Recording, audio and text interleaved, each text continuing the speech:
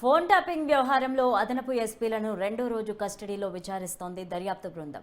భుజంగరావు తిరుపతన్నల నుంచి వాంగ్మూలాన్ని రికార్డ్ చేస్తోంది దర్యాప్తు బృందం. అయితే టాస్క్ ఫోర్స్ మాజీ డీసీపీ రాధాకిషన్ రావును కస్టడీకి ఇవ్వాలని కోరుతూ నాంపల్లి కోర్టులో పిటిషన్ వేయనున్నారు పోలీసులు. అయితే భుజంగరావు తిరుపతన్న స్టేట్మెంట్లో మరిన్ని అరెస్టులు జరిగే అవకాశం ఉందని తెలుస్తోంది. రాధాకిషన్ ఇచ్చిన స్టేట్మెంట్లో ఇద్దరి ప్రమేయంపై ఆరా తీస్తున్నారు పోలీసులు.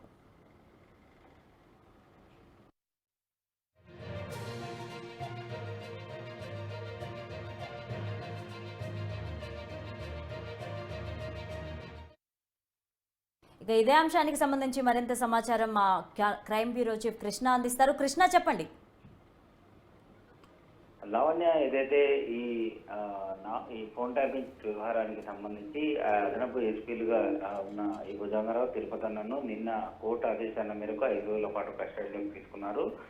నిన్న రాధాకిషన్ ఏదైతే అరెస్ట్ చేయడం జరిగిందో, రాధాకిషన్ రావు టాస్క్ ఫోర్స్ మాజీ డీజీపీ, తర్వాత భుజంగరావు తిరుపతన్న ఈ ముగ్గురిని కలిపి దాదాపు 4 గంటల పాటు విచారణ చేశారు. ఆ తర్వాత మరో 2 గంటల పాటు తిరుపతన్న భుజంగరావులను కూడా విచారణ చేపట్టి వారి దగ్గర నుంచి స్టేట్మెంట్ రికార్డింగ్ చేయడం కూడా జరిగింది. వీరంతా కూడా ఇటు అంటే ఫోన్ ట్యాపింగ్ వ్యవహారంలో ఈ రేవంత్ రెడ్డి అయిన కుటుంబ సభ్యులు, బంధువులు, అలాగే కొంతమంది కాంగ్రెస్ పార్టీకి సంబంధించిన సీనియర్ నాయకుల ఫోన్లు ట్యాపింగ్ చేయడమే కాకుండా ఈ ఏదైతే హవాలా వ్యవహారానికి సంబంధించి ఈ డబ్బులు అంటే హవాలా వ్యాపారస్తులను వారి ఆడియో కాల్స్ రికార్డ్ చేసి వారిని బెదిరించి వారి దగ్గర నుంచి పెద్ద మొత్తంలోనే డబ్బులు వసూలు చేసిన తర్వాత ఆయా డబ్బుల పోలీస్ వాహనాల్లో కూడా వాటిని తరలించడం కూడా జరిగింది పెదవి అని చెప్పి అధికారులు గుర్తించారు. అంతేకాకుండా దీంట్లో ఇంకా 14 మంది అధికారులు అంటే పోలీస్ స్థాయి అధికారులు ఇంకా ఉన్నారు అని చెప్పి కూడా అధికారులు గుర్తించడం జరిగింది. ఈ నేపథ్యంలోనే ఈ రోజు కూడా ఎస్ఐబిలో పనిచేస్తున్న మరికొంతమంది సిబ్బందిని ఇటు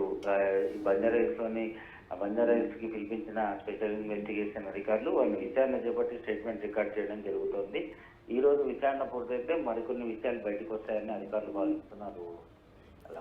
రైట్, థ్యాంక్ యూ కృష్ణ.